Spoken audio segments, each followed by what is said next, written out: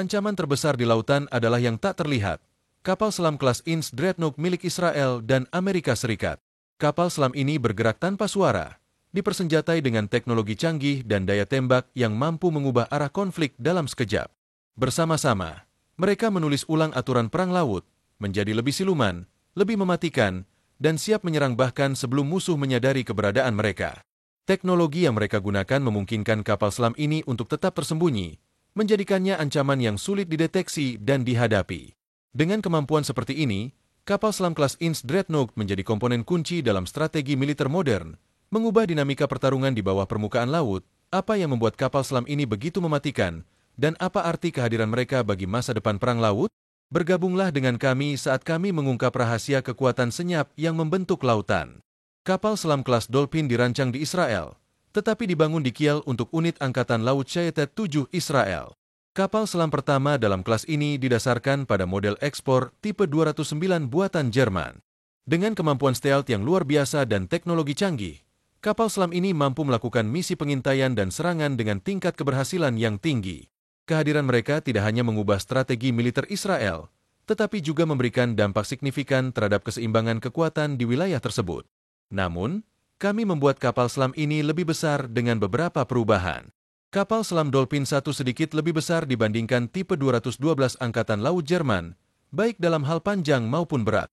3 kapal selam yang lebih baru ini dilengkapi dengan teknologi canggih yang memungkinkan mereka tetap berada di bawah air lebih lama dibandingkan kapal selam tipe 212 dengan panjang tambahan sekitar 12 meter.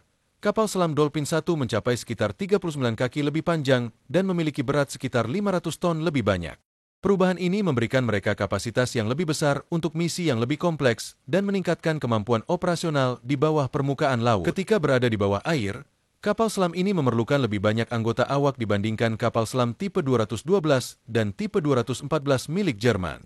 Belum ada pembangunan kapal selam sebesar ini sejak Perang Dunia Kedua, menjadikannya salah satu kendaraan termahal dalam militer Israel. Israel membeli kapal selam kelas Dolphin ini untuk menggantikan kapal selam GAL lama mereka yang telah digunakan sejak akhir 1970-an. Setiap kapal selam Dolphin dapat membawa hingga 16 senjata, memungkinkan mereka untuk melakukan misi beragam dengan daya tembak yang signifikan. Dengan kemampuan dan ukuran yang lebih besar, kapal selam ini menjadi aset penting dalam strategi pertahanan Israel. Kapal selam ini dapat membawa total senjata yang merupakan campuran torpedo dan rudal jelajah turbopopi yang memiliki jangkauan minimal 1.500 km. Beberapa sumber bahkan menyarankan bahwa mereka mungkin mampu membawa hulu ledak nuklir dengan berat 6 kg, yang setara dengan sekitar 13 pon plutonium. Ini memberikan Israel kemampuan untuk meluncurkan senjata nuklir dari kapal selam, meskipun kemampuan nuklir ini belum dikonfirmasi secara resmi. Israel pertama kali berencana untuk membeli kapal selam ini pada tahun 1989 dan melakukan pemesanan pada bulan Januari 1990. Namun, mereka terpaksa membatalkan pesanan tersebut pada bulan November tahun yang sama. Israel membutuhkan dana untuk mempertahankan diri dari ancaman Irak selama persiapan Perang Teluk 1991, terutama setelah Irak mengambil alih Kuwait.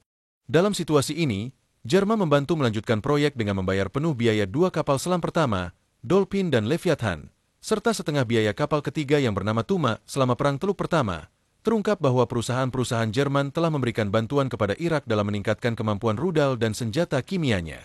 Hal ini terjadi meskipun Jerman Barat telah setuju untuk tidak melakukan hal tersebut sejak tahun 1987. Kejadian ini menunjukkan kompleksitas dan tantangan yang dihadapi dalam hubungan internasional dan penjualan senjata pada masa itu. Rudal yang ditingkatkan kini dapat menjangkau kota-kota di Israel. Meskipun Israel tidak terlibat langsung dalam Perang Teluk, Irak tetap menembakkan rudal ini ke wilayah Israel untuk merusak infrastruktur dan mengalihkan perhatian. Setelah perang, untuk menjaga galangan kapal Jerman tetap beroperasi di tengah pemotongan anggaran pertahanan pasca Perang Dingin, Kanselir Jerman Helmut Kohl setuju untuk membantu perusahaan Jerman membangun 2 kapal selam Dolphin untuk Israel. Israel kemudian menamai 2 kapal selam pertama ini sebagai bagian dari upaya untuk memperkuat pertahanan maritim mereka. Setelah menggunakan kapal selam Inggris yang lebih tua selama Perang Dunia Kedua, Israel menamai kapal selam ketiga mereka, Tuma, yang berarti kebangkitan. Nama ini juga menghormati kapal selam Israel yang tenggelam di Mediterania pada tahun 1968 beserta seluruh awaknya. Pada tahun 2006, Israel memesan 2 kapal selam lagi dari galangan kapal HDW. Kapal selam versi baru ini 28% lebih berat dibandingkan Dolphin yang lebih tua dan dilengkapi dengan mesin AIP, Air Independent Propulsion padanya UUS, mirip dengan tipe 212 milik Jerman. Selain itu, kapal selam Jerman setuju untuk membantu membiayai pembangunan awal dengan kontribusi sebesar 170 juta euro. Dengan rencana untuk mengirimkan kapal selam pada tahun 2012, dua kapal selam tersebut menghabiskan biaya sekitar 1,3 miliar euro, dengan Jerman membayar hingga sepertiga dari total biaya. Pada tahun 2010, kedua negara menyatakan bahwa mereka tidak membahas pengadaan 6 kapal selam. Namun tahun berikutnya, Israel tetap memesan 1 kapal selam lagi yang dilaporkan seharga $1 miliar Amerika tanpa bantuan dari Jerman. Keadaan berubah pada bulan Juli ketika Menteri Pertahanan Jerman, Thomas de Maizière, bertemu dengan Perdana Menteri Israel, Benyamin Netanyahu, dan Menteri Pertahanan, Ehud Barak. Dalam pertemuan tersebut, mereka sepakat bahwa Jerman akan membayar sebesar 1,135 juta euro untuk mendukung proyek tersebut, dengan biaya antara 500 hingga 700 juta USD. Pada akhir tahun 2016 muncul laporan mengenai pembicaraan untuk membeli 3 kapal selam lagi dari ThyssenKrupp. Keputusan ini memicu kontroversi ketika mantan Menteri Pertahanan Moshe Yaalon, yang menentang pembelian kapal selam tersebut, meminta Jaksa Agung Avichai Mandelblit untuk menyelidiki kesepakatan itu. Yaalon mengungkapkan kekhawatiran karena pengacara Perdana Menteri Netanyahu, David Shimron, bekerja sama dengan Mickey Goner yang mewakili ThyssenKrupp di Israel. Pada tanggal 23 November 2016, situasi ini semakin memanas, menimbulkan keraguan tentang transparansi dan integritas dalam proses pengadaan kapal selam. Avichai Mandelblit memutuskan untuk meminta jaksa menyelidiki kasus tersebut. Pada bulan Juli 2021, setelah pemerintahan Netanyahu kehilangan kekuasaan, Menteri Pertahanan baru, Benny Gantz, mulai menyelidiki kesepakatan kapal selam itu dengan lebih serius. Mereka menyebutnya kasus 3000 dan menekankan pentingnya menyelidiki setiap aspek dari proses pembelian kapal selam tersebut. Pada bulan Oktober 2017, Israel dan Jerman mencapai kesepakatan untuk 3 kapal selam Dolphin tambahan yang dijadwalkan akan dikirimkan mulai tahun 2027. Kesepakatan ini menambah kompleksitas dalam penyelidikan yang sedang berlangsung dan menarik perhatian publik terhadap isu transparansi dalam pengadaan militer. Mereka secara resmi menandatangani perjanjian tersebut pada bulan Januari 2022 dengan rencana untuk menerima kapal selam pertama dalam waktu 9 tahun. Kapal selam baru ini akan menggantikan 3 kapal selam Dolphin pertama yang diperkirakan akan berusia sekitar 30 tahun pada saat itu. Jerman setuju untuk membantu membayar sepertiga dari total biaya dengan dukungan terhadap perusahaan-perusahaan Jerman yang terlibat dalam pembangunan kapal selam tersebut. Kedua kapal selam yang direncanakan memiliki 10 tabung torpedo, menambah kekuatan dan kapabilitas armada laut Israel. 6 dari 10 tabung torpedo berukuran 533 mm, 21 inci, sementara 4 tabung yang lebih besar berukuran 650 mm, 26 inci. Tabung yang lebih besar ini dapat digunakan untuk meluncurkan ranjau, rudal jelajah besar, atau kendaraan kecil yang membawa penyelam.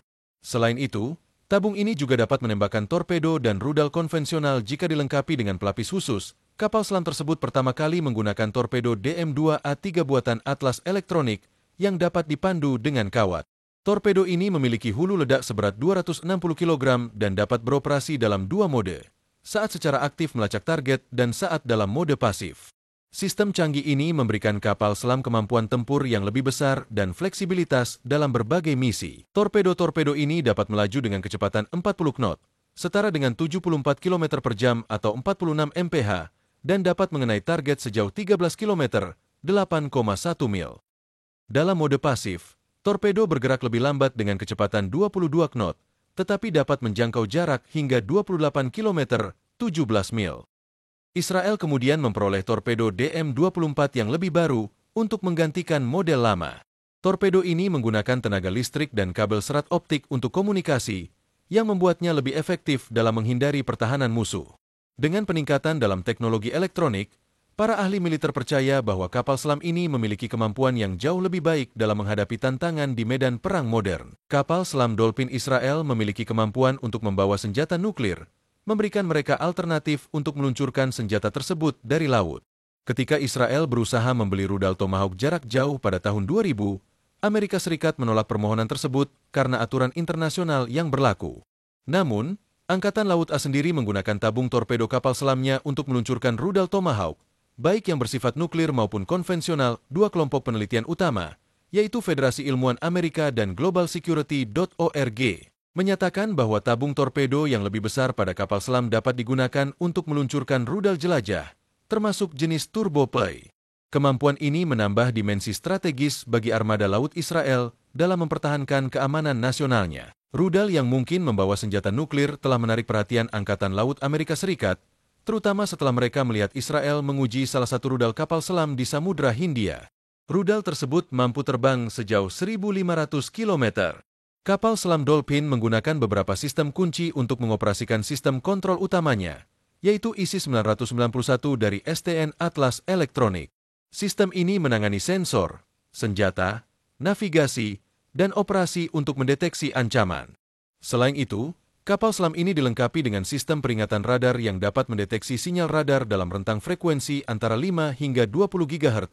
Kemampuan canggih ini meningkatkan efektivitas kapal selam dalam misi-misi pertahanan dan pengintaian. Kapal selam Dolphin dilengkapi dengan periskop yang memungkinkan pengamatannya di atas permukaan air. Selain itu, kapal selam ini memiliki kompartemen khusus di belakang layarnya yang dapat digunakan untuk membawa pasukan khusus. Tim kapal selam ini menggunakan 3 mesin diesel yang diproduksi oleh MT Friedrich Schaeffer. Mesin-mesin ini menggerakkan 3 generator listrik serta 1 motor utama yang memutar baling-baling. Sistem ini memberikan kapal selam cukup daya untuk semua operasinya. Kapal selam ini dapat bergerak lebih cepat di bawah air, mencapai kecepatan 20 knot, dibandingkan saat berada dekat permukaan menggunakan snorkel, di mana kecepatan maksimum hanya 11 knot. Pada bulan Juni 2009, kemampuan ini semakin memperkuat keunggulan strategis kapal selam Dolphin dalam berbagai misi. Sebuah kapal selam Israel melakukan pelatihan di Laut Merah dan berhenti di pangkalan Angkatan Laut Israel, yaitu Eilat, yang terletak di sebuah pantai kecil antara Mesir dan Yordania. Media Israel melihat momen ini sebagai pengiriman pesan kepada Iran. Namun, sebuah surat kabar secara keliru mengutip pejabat pertahanan yang menyatakan bahwa Eilat bukanlah lokasi yang ideal untuk kapal selam. Masalah utama terletak pada lokasi pangkalan tersebut. Pintu masuk melalui selatiran sangat sempit dan dikelilingi oleh potensi musuh, dengan Arab Saudi di satu sisi dan wilayah Sinai di Mesir di sisi lainnya. Situasi ini menambah kompleksitas bagi operasi kapal selam di area tersebut, mengingat tantangan keamanan yang harus dihadapi. Di Eilat, kapal selam Israel memiliki 2 pilihan untuk mencapai Teluk Persia menggunakan terusan Suez atau berlayar jauh mengelilingi Afrika. Pilihan melalui terusan Suez lebih cepat, tetapi berarti harus melakukan perjalanan di permukaan, di mana kapal selam dapat terlihat oleh publik. Sebuah perjanjian lama dari tahun 1888 menyatakan bahwa Mesir harus mengizinkan semua kapal untuk menggunakan kanal tersebut tanpa memandang asal negara atau situasi perang. Namun, Mesir memblokir kapal-kapal Israel dari menggunakan baik terusan Suez maupun selatiran pada tahun 1956 dan 1967. Situasi ini menambah tantangan bagi Israel dalam menjalankan operasi maritimnya di kawasan tersebut. Israel menanggapi blokade tersebut dengan mengambil alih wilayah Sinai, bertujuan untuk mematahkan pembatasan ini. Kemudian, perjanjian damai antara Mesir dan Israel memperbaiki situasi tersebut, yang menyatakan bahwa kapal-kapal Israel dapat dengan bebas menggunakan terusan Suez, dan bahwa semua pihak dapat menggunakan selatiran di Teluk Akaba. Israel diduga telah menggunakan kapal selam untuk mendukung serangan udara di Sudan, meskipun tanpa akses ke pangkalan-pangkalan terdekat. Sementara itu, pemerintah Sudan membantah adanya serangan tersebut, meskipun beberapa outlet berita melaporkan tentang insiden itu. Kejadian ini menambah ketegangan di kawasan dan menunjukkan kompleksitas dinamika militer di wilayah tersebut. Berita dari Sudan melaporkan bahwa kapal selam Israel aktif di lepas pantai Sudan pada waktu yang tidak jelas, dengan laporan media yang menyebutkan insiden tersebut terjadi pada bulan November atau Desember 2011. Jika informasi ini benar, Israel kemungkinan bergantung pada tender kapal selam, kapal khusus yang dapat melakukan pengisian ulang dan memberikan layanan kepada kapal selam saat berada di laut. Pendekatan ini memungkinkan operasi bawah air yang rahasia, jauh dari pelabuhan Israel. Penggunaan kapal pendukung semacam ini sejalan dengan praktik yang diterapkan oleh militer lain dalam mengoperasikan kapal selam, terutama ketika pangkalan-pangkalan sahabat tidak tersedia. Hal ini menunjukkan strategi Israel dalam menjaga kemampuan operasionalnya di wilayah yang sensitif. Ketika akses ke area tertentu tidak tersedia, Israel menggunakan kapal selam untuk menyerang pelabuhan Latakia di Suriah pada tahun 2013. Khususnya, kapal selam kelas lumba-lumba meluncurkan rudal jarak jauh ke sejumlah senjata anti kapal Rusia yang baru saja diterima oleh Suriah. Laporan menyebutkan bahwa Israel mengordinasikan serangan ini dengan Amerika Serikat, menargetkan rudal Yahond dan radar yang baru saja dipasang di pelabuhan tersebut.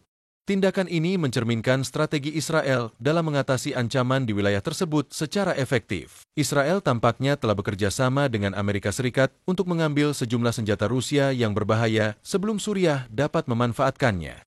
Tindakan ini dilakukan dengan meluncurkan rudal dari kapal selam. Pada bulan Desember 2020, Israel mengirim salah satu kapal selamnya melalui terusan Suez dan ke Laut Merah dengan tujuan menuju Teluk Persia.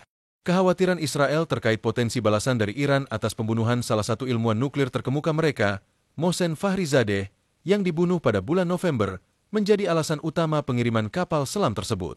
Israel ingin memastikan bahwa mereka memiliki kapal selam yang siap siaga di Teluk Persia sebagai langkah antisipasi terhadap kemungkinan serangan dari Iran. Jika Iran memutuskan untuk menyerang balik, keberadaan kapal selam tersebut pada dasarnya berfungsi sebagai peringatan bagi Iran dan sebagai cara bagi Israel untuk meluncurkan serangan balasan dengan cepat jika diperlukan.